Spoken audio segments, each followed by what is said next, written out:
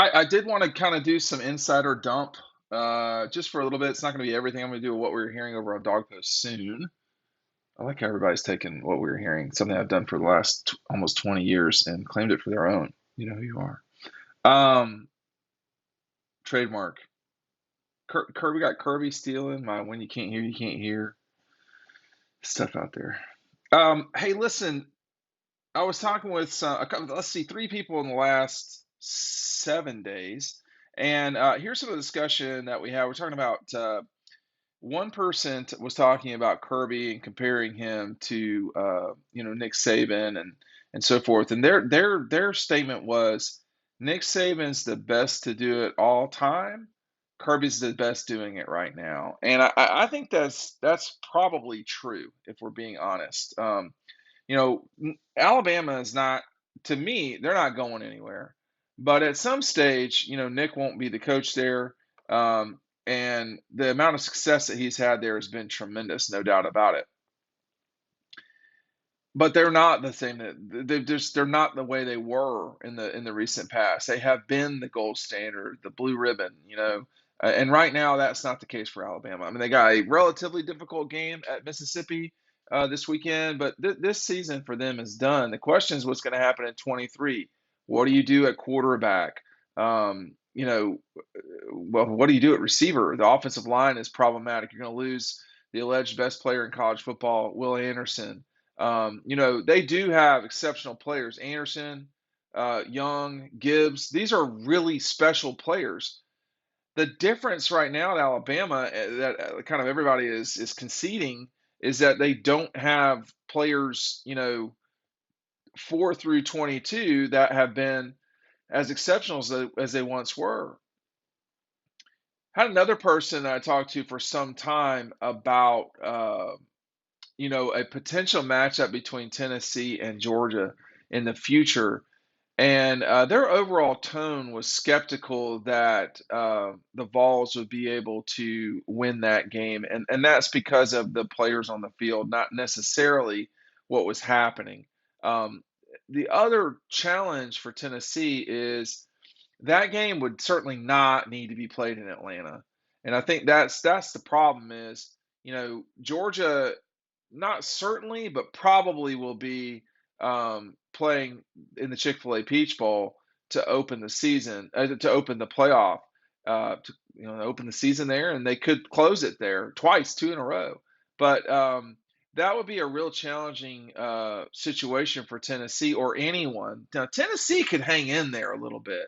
Um, I don't think there'd be much appetite from the Clemson folks. Not that they're going to get there.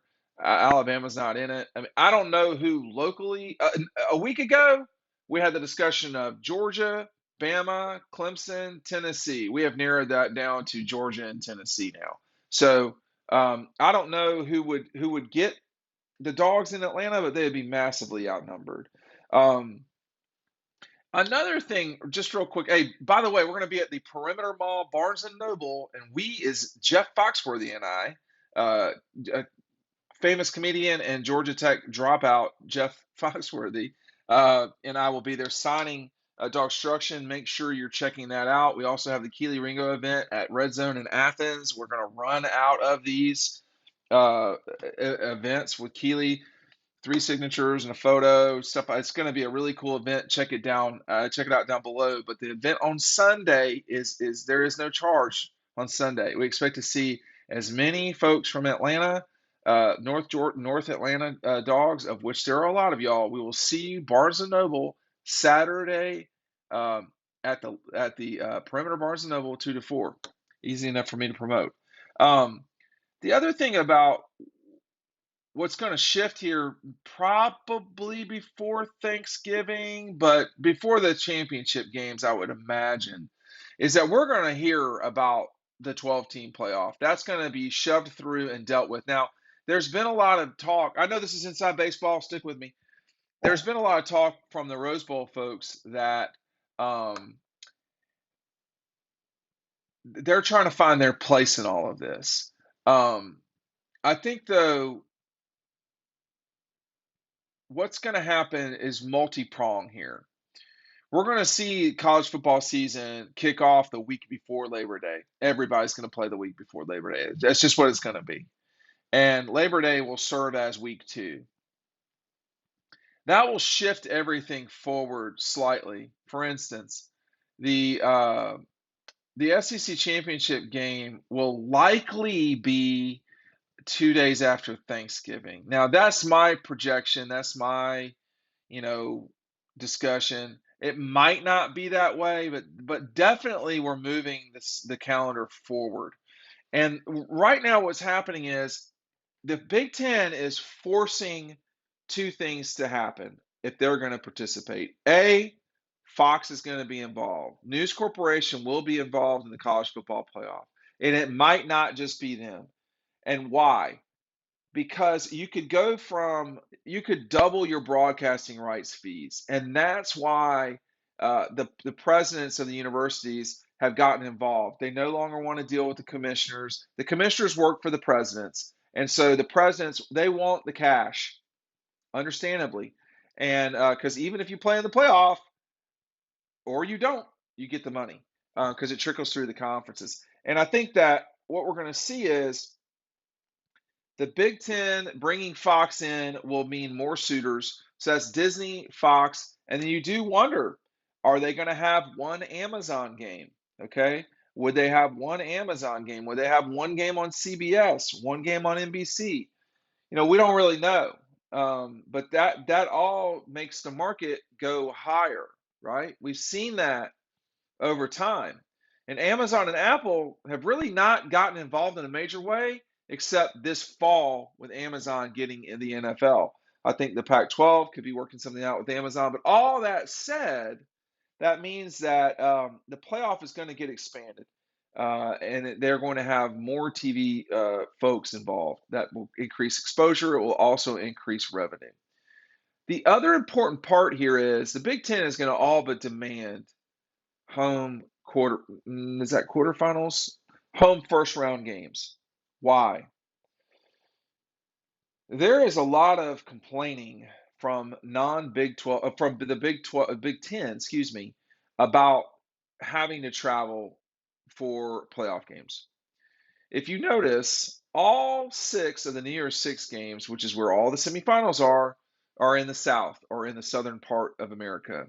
Rose Bowl, Fiesta, Cotton, Peach, Sugar, Orange. These games are all either in the South, 3 of them in the South, Louisiana, Florida. Florida's not really the South, but Miami, it's in the southern part of the universe, that's for sure, of our universe. So Miami, Georgia, and Louisiana, Texas, those 4 bowl games are all in the footprint of the SEC. Only 2 of them are not, which is the Rose and the Fiesta. Although the Big Ten has a long time connection with the Rose Bowl, it's not close to the Big Ten in any way. So what's happening right now is they want home games. They want the gates, but they want the advantage. And so you're going to see teams like Notre Dame, who is not in the Big Ten, but they will be forced to play in that first round because they won't be a conference champion. Teams like Notre Dame, Michigan, possibly Ohio State, but probably more Michigan, etc. They will host first round games, and it will be cold. It will be in December. So this is going to be the new reality as we move forward with this thing. You're going to have leagues that are determining champions, and those champions will get a bye until the top 4 play, which will be the quarterfinals, and those will be in bowls, almost certainly. But it will be the first round games that will be that way. Now, uh, it's going to change. It's going to change college football. I mean, you're going to see a situation where, like for instance, this year, it doesn't look like LSU is going to get into the playoff. Clemson would still be in the playoff. In this scenario, LSU would host Clemson in a first round game. Okay. Opposite that, you would see Oregon hosting possibly Alabama. So that's what we're talking about, and that would be a challenge. Now, I mentioned Clemson because one person I was talking to specifically mentioned Clemson as a example of the challenge that's going on. They are concerned about stuff like lodging for a possible Thursday night game at places like Clemson. Um, you know, places that are football schools but don't have a lot of space around them. Notre Dame is in that category. Clemson's in that category, and I can, get other ones for you. But like, if Oklahoma State's hosting a game, you're in trouble. The other problem is that a lot of this stuff will be going on during commencement, right? So December 10th to 15th, that's about when Georgia has their winter commencement. That would be a real hard challenge to host a football game and have graduation right on top of it.